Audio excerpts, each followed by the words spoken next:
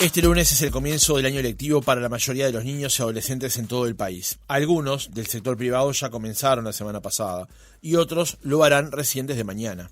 Pero este no será un año más en la educación en nuestro país. Desde la Administración Nacional de Educación Pública se está poniendo en práctica una serie de cambios y alteraciones dentro de lo que se ha denominado el Plan de Transformación Educativa. Hoy, por ejemplo, debuta el 7º grado y el Plan de Educación Básica Integrada, entre otros elementos. Con esta reforma, las autoridades buscan responder a la necesidad de mejorar los aprendizajes de nuestros estudiantes y disminuir las diferencias que aún persisten en el sistema en relación a estos, profundizar la adecuación al siglo XXI y acentuar el foco en el estudiante como actor central del sistema educativo. ¿En qué punto está nuestro sistema hasta hoy? ¿Por qué era necesario cambiar? ¿Qué se aduce y cómo se educa en Uruguay? ¿Cómo se hará la evaluación de ese cambio y con qué parámetros? Lo conversamos en nuestra entrevista central con Javier Lacilla, presidente del INED, Instituto Nacional de Evaluación Educativa. Lacilla, ¿cómo le va? Buenos días. ¿Qué tal? Buenos días, ¿cómo están? Muy bien, muchas gracias por atendernos. Con mucho gusto. Lacilla, en primer lugar, si usted tuviera que describir al sistema educativo uruguayo hasta el día de hoy, antes de estos cambios que se están poniendo en práctica, ¿cómo lo definiría?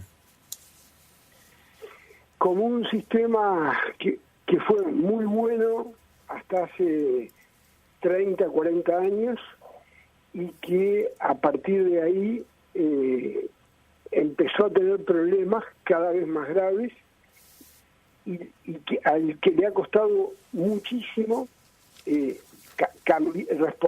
reconocer esos problemas y desarrollar cambios para superarlos. Uh-huh. Por lo tanto, un sistema educativo que de alguna manera tiene a su favor una serie de viejos logros, pero que a la vez se ha ido bloqueando, estancando, especialmente cuando se mira en relación a otros sistemas educativos.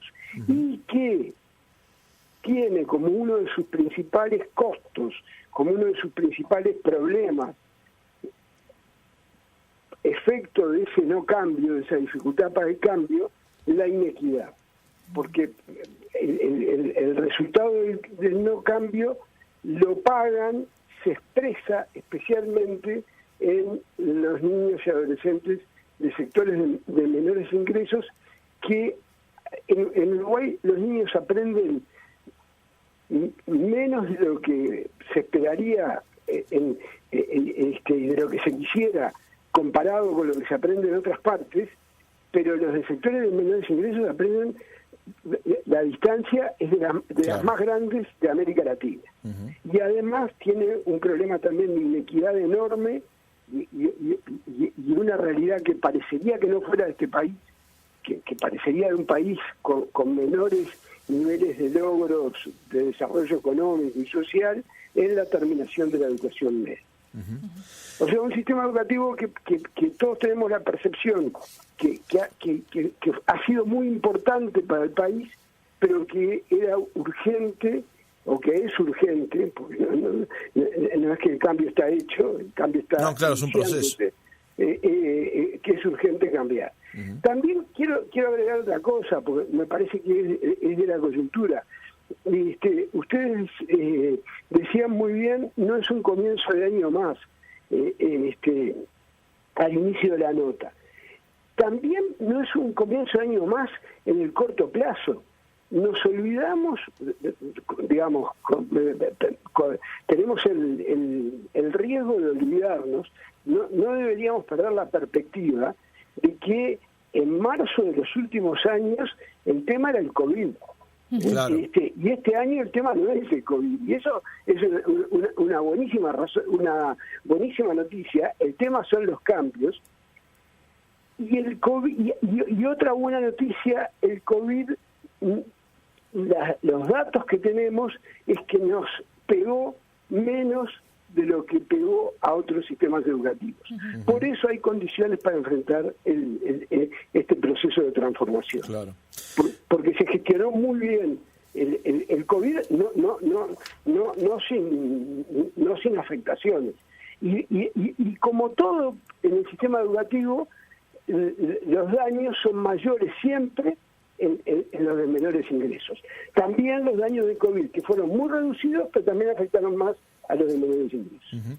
La CIDA, volviendo al tema de inequidad, yo decía hace un rato en la presentación de la entrevista, en la venta de la entrevista, que seguramente usted iba a usar la palabra inequidad, porque ayer preparando la entrevista, viendo otros reportajes que le hicieron a usted siempre traza esa palabra para describir de alguna manera los últimos años del sistema.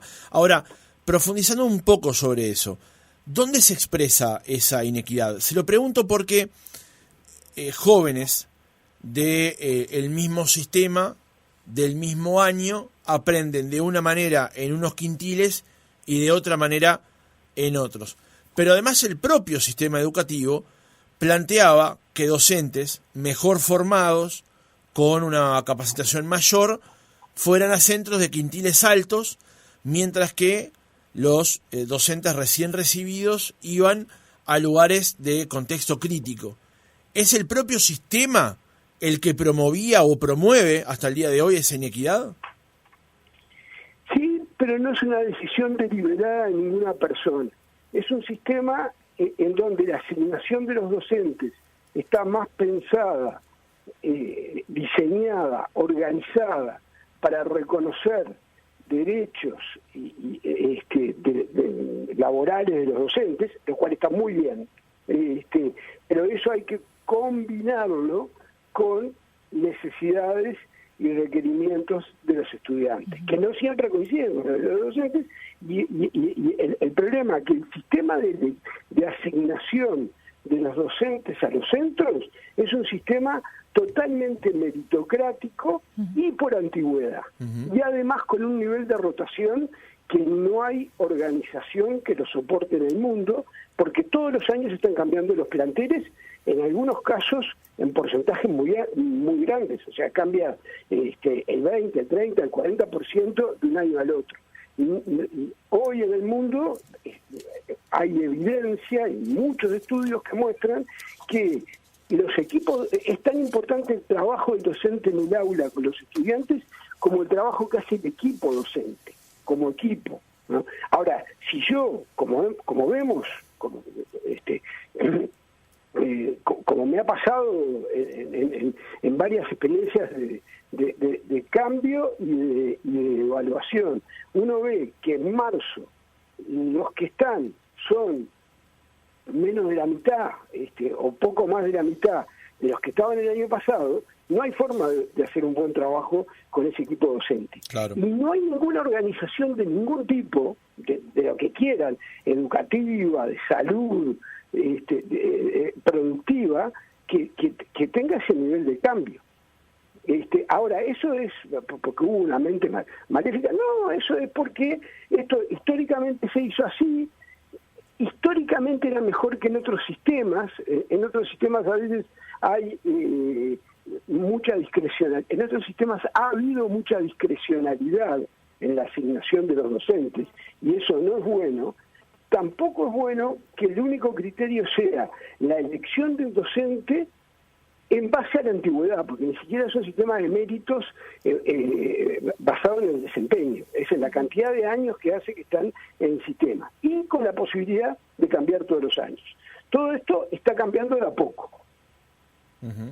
Cuando hablamos de a poco, la CIDA, ¿qué tiempos necesitamos para hacer una evaluación justamente de esos cambios? Hay dos evaluaciones que se requieren.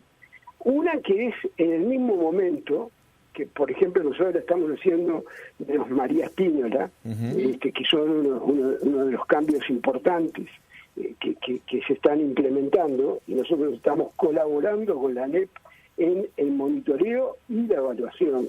Esa es una evaluación permanente, es una evaluación del proceso de implementación, que es muy importante para poder hacer ajustes lo más rápido que sea posible.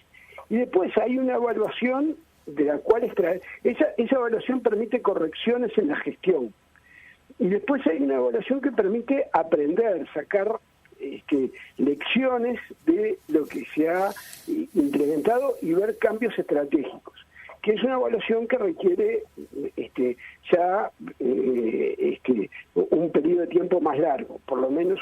años para poder hacer, o sea, para poder hacerse. O sea, de esta reforma, esta segunda no la vamos a poder hacer, o la vamos a poder hacer muy inicialmente. Uh-huh. Le hacía esta pregunta, la hacía porque en una nota con los colegas del Observador hace un tiempo, usted decía que en 3 años, que es el periodo útil que tiene un gobierno para hacer reformas, es mucho lo que se está proponiendo, pero el tiempo es y será una de las principales restricciones. Me refiero a la instrumentación de esta reforma educativa. El tiempo, el momento en el que se está haciendo, el momento de esta administración, sabiendo que este es el 3er año de la gestión, ¿no? Claro, ahí el tema es el COVID, ¿no? O sea, la reforma, incluso yo creo que un gran mérito es que la reforma se inició antes de que terminara la pandemia, en condiciones de muchísima dificultad y adversidad de funcionamiento del sistema educativo. Pero hay es verdad que esto necesita tiempo. Es verdad que también esto requería, y fue planteado en el debate, en las propuestas de la coalición de gobierno, era necesario un sentido de urgencia.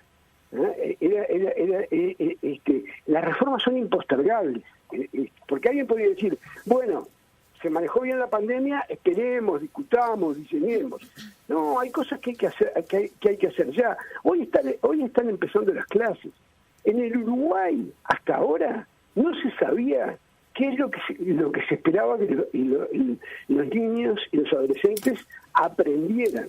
Se sabía lo que se les iba a enseñar, pero no lo que se quería que aprendieran, hasta que se aprobó el marco curricular.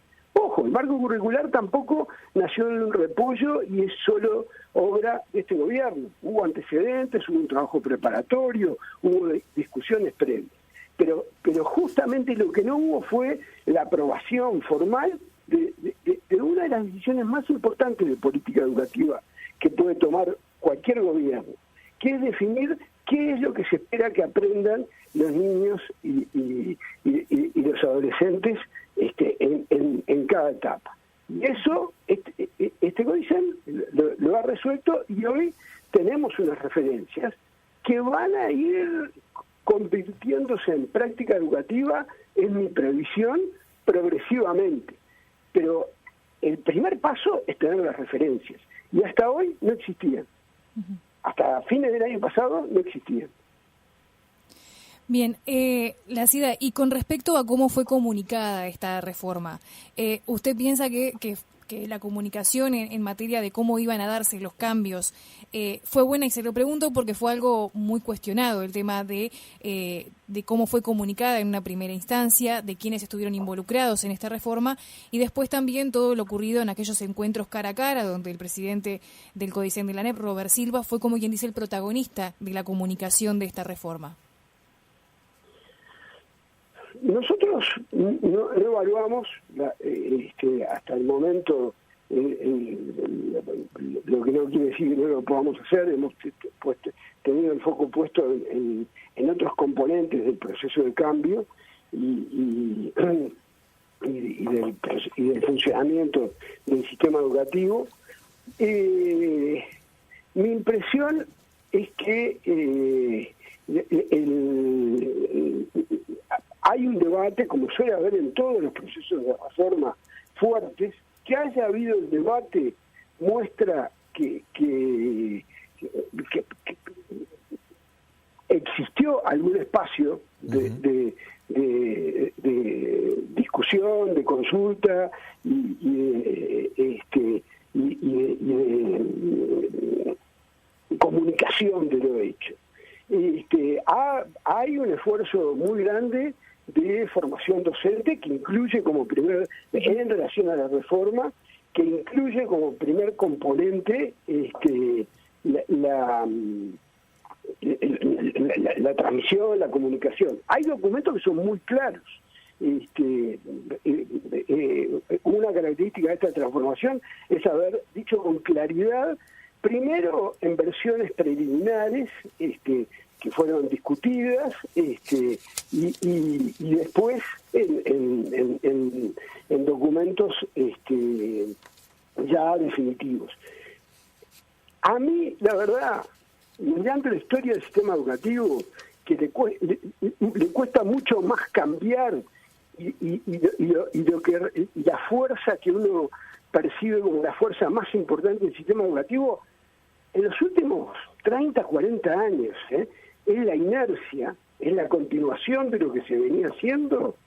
Me parece que fue buena medida, primero, no convocar a asambleas multitudinarias, que es el formato que algunos reivindican, ¿no?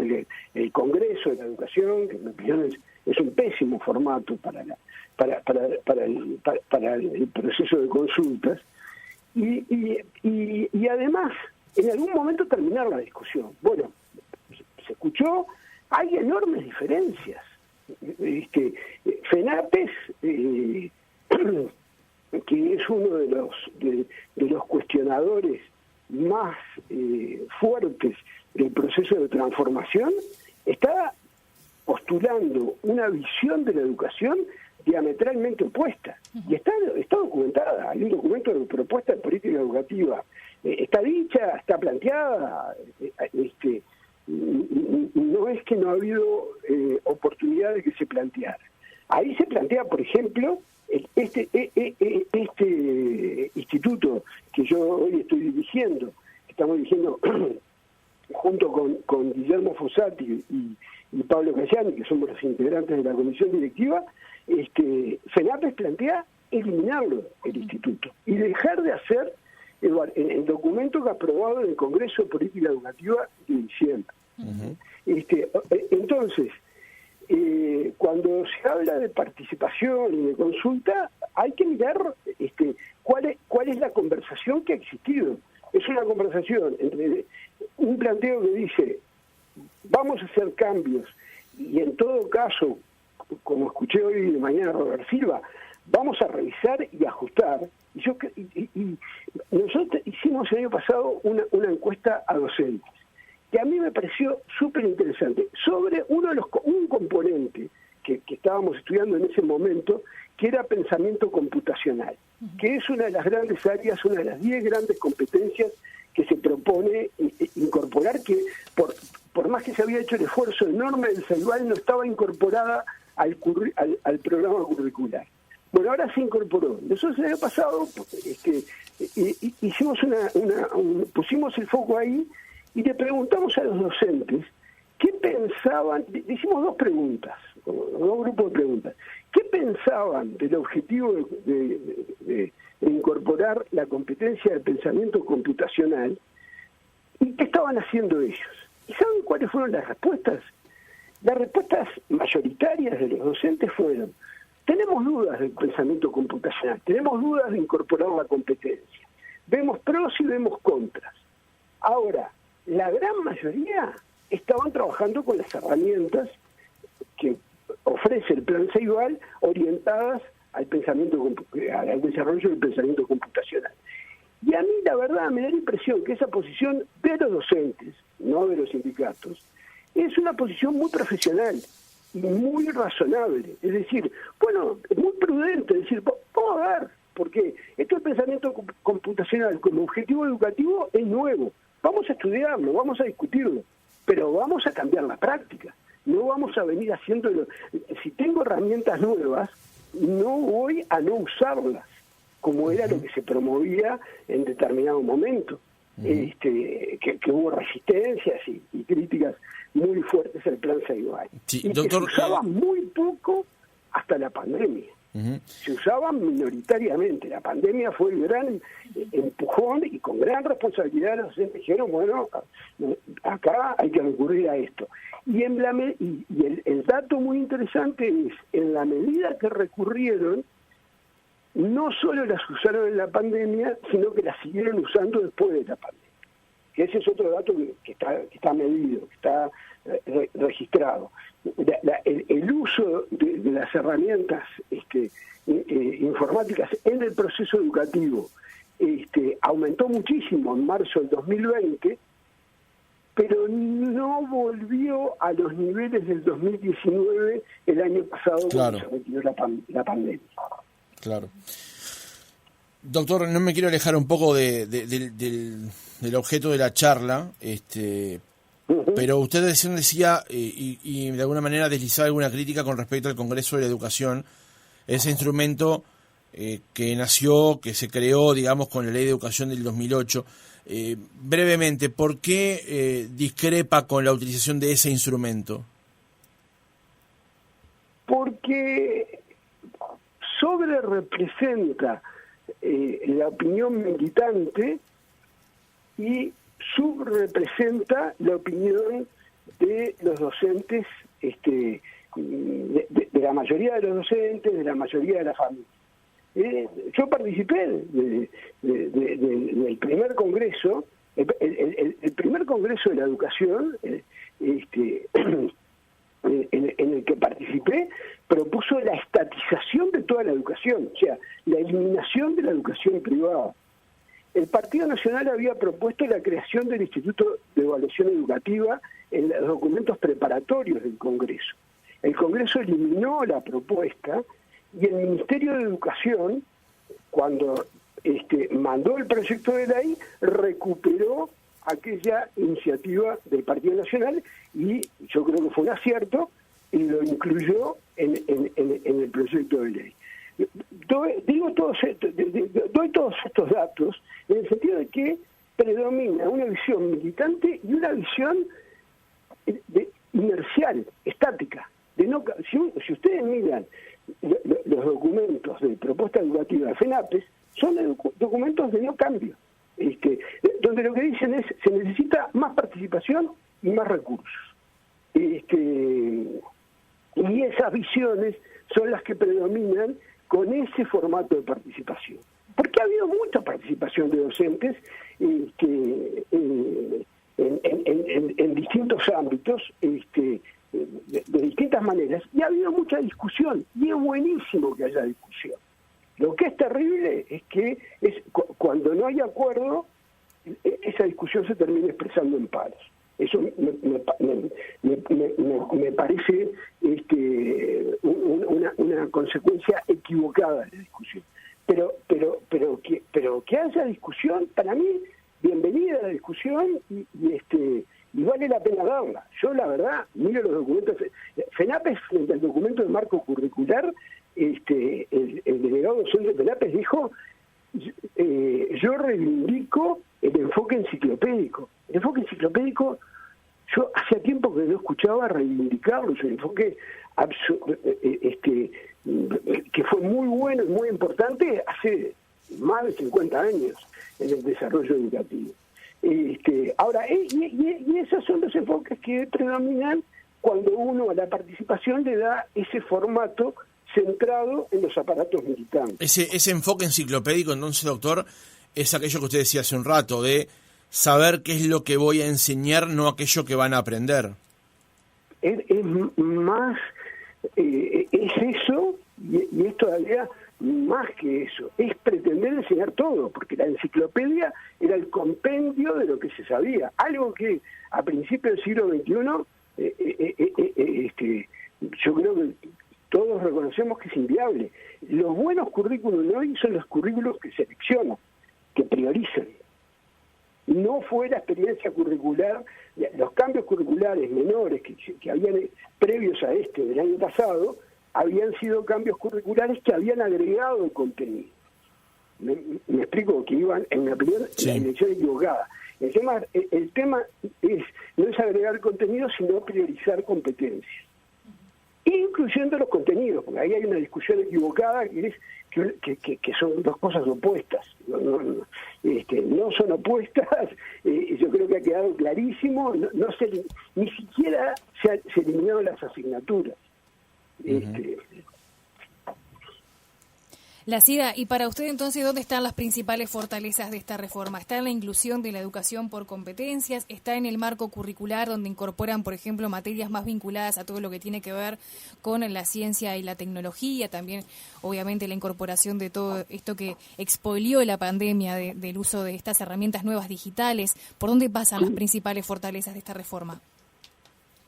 Sí, primero en tener una idea clara de cuál es, que parece una obviedad, pero el sistema educativo no la tenía, de qué es lo que se espera que los estudiantes aprendan, que eso es lo que dice el documento de marco curricular, que es complementado por otro documento muy importante, que vino al poco tiempo, el documento de marco curricular, y que ha sido mucho menos discutido, es un documento un poco más denso y más técnico, que es un documento de progresiones curriculares de aprendizaje. Es decir, está bien, porque es muy fácil decir que pasaba con algunos programas antes. Este es el perfil de egreso. Y después pongo una cantidad de contenidos. No, tengo que decir, este es el perfil de egreso y si este es el perfil de egreso en sexto de secundaria o sexto de media, en tercero de media tienen que haber logrado esto,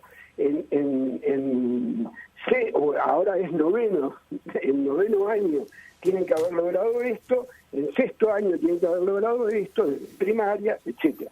Digo, una progresión de cómo se llega a eso.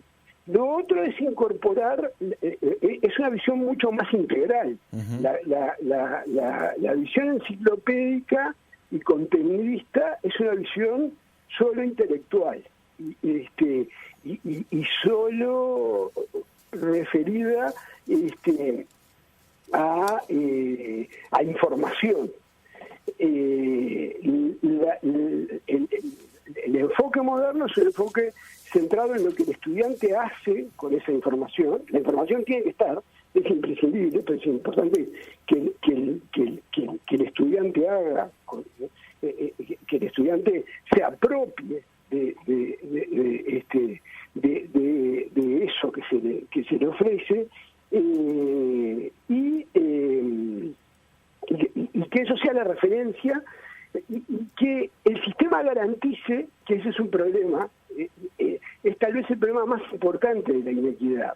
Uno es que se van del sistema educativo, ¿no? Y cuando uno ve el paro de hoy, primer día de clase, y estudiantes que no saben si tienen que ir o no tienen que ir hasta en el fin de semana, que se aprontaron para empezar las clases hoy y que no van a ir, y que se encuentra que no se sabe si van a tener clase en su centro o no. Eso es en Montevideo, que es donde están los centros que tienen peores funcionamientos, medidos en términos de repetición.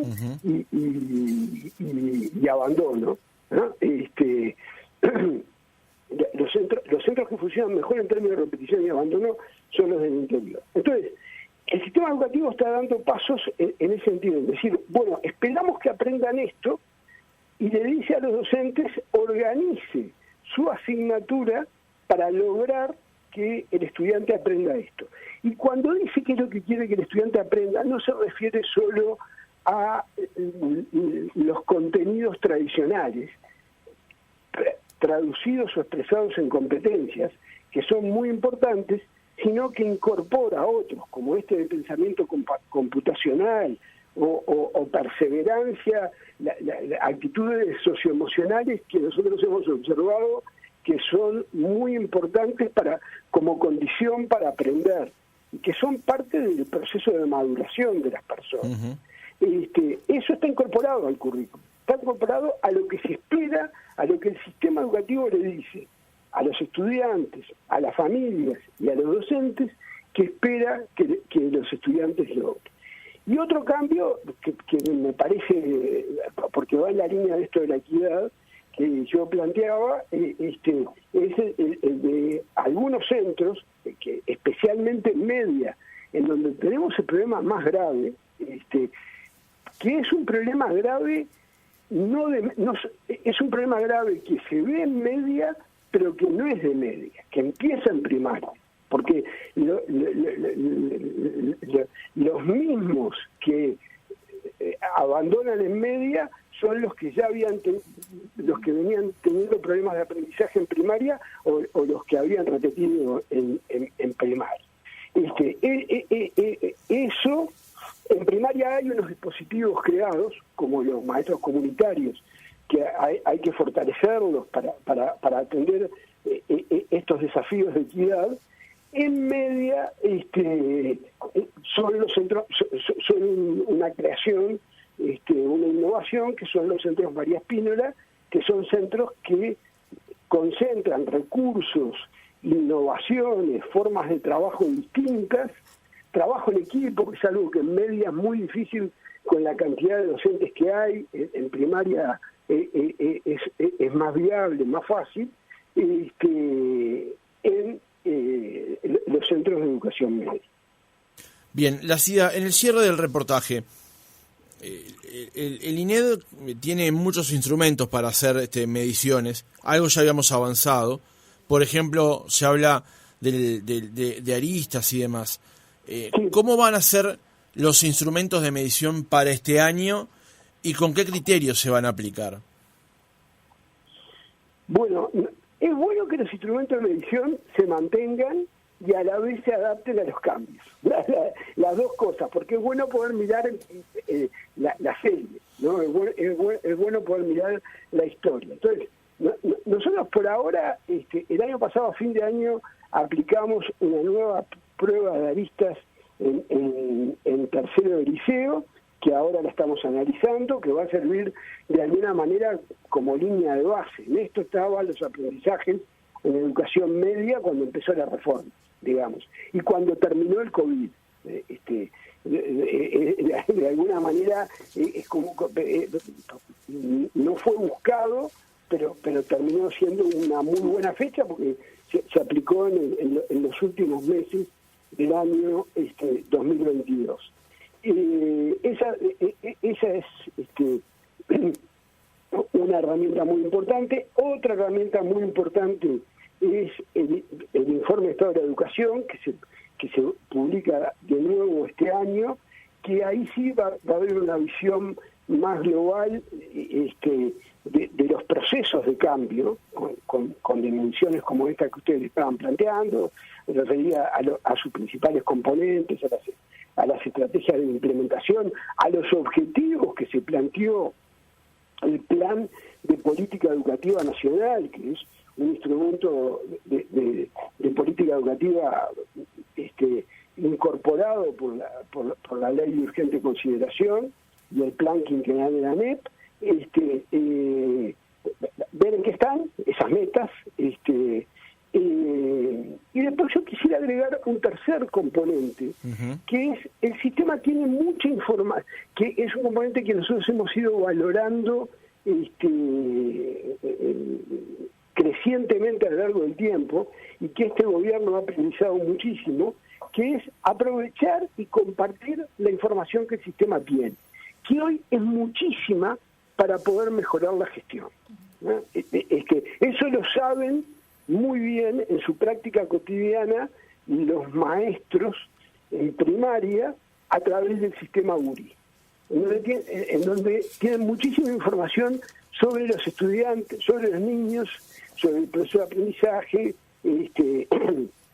sobre el proceso de cada niño y sobre la realidad y situación de cada niño. ¿Pero estaba compartimentada esa información antes? Sí, totalmente compartimentada. Estaba compartimentada adentro del sistema educativo y estaba compartimentada entre los distintos actores. Por ejemplo, a INED le llegaba con cuentagotas. Hoy llega de una manera sistemática, fluida. Y además, lo más importante no es que le llegue a INED. Lo más importante es, como pasa en primaria, desde hace años, a través del sistema URI, que le llegue a los equipos docentes. Eso no pasa en media. Fíjense, en media, donde es dictar la información para mantener el vínculo con los estudiantes, para que el estudiante no abandone. Esa información todavía no la tiene. Nosotros estamos trabajando junto con la ANEP para esa evaluación que yo decía, más de monitoreo, más de proceso, que es tan importante como la de resultados, la que se llama sumativa, que es la primera que retroalimenta el proceso de trabajo en las aulas, en los centros educativos, para que esté disponible, mirando al conjunto del sistema y mirando a cada centro. Muy bien. Creo que nos quedan muchas preguntas para hacerlo, pero también tenemos una cuestión de tiempo para respetar, y seguramente en la próxima instancia lo podamos recibir aquí en el estudio para seguir profundizando más sobre el sistema actual y también sobre los mecanismos de evaluación que va a llevar adelante el INED, que es la forma que tenemos más o menos de ir sabiendo la profundidad de la reforma y los resultados que la misma vaya dando. Aunque, como decíamos más temprano, los procesos llevan tiempo, ¿no? Y evidentemente los cambios se van a ver más adelante, pero es bueno ir analizando el asunto. Javier Lacía, presidente del INED, Instituto Nacional de Evaluación Educativa, gracias por haber estado otra mañana con nosotros. Muchas gracias a ustedes por la invitación y con mucho gusto la próxima los visito. Aquí lo esperamos.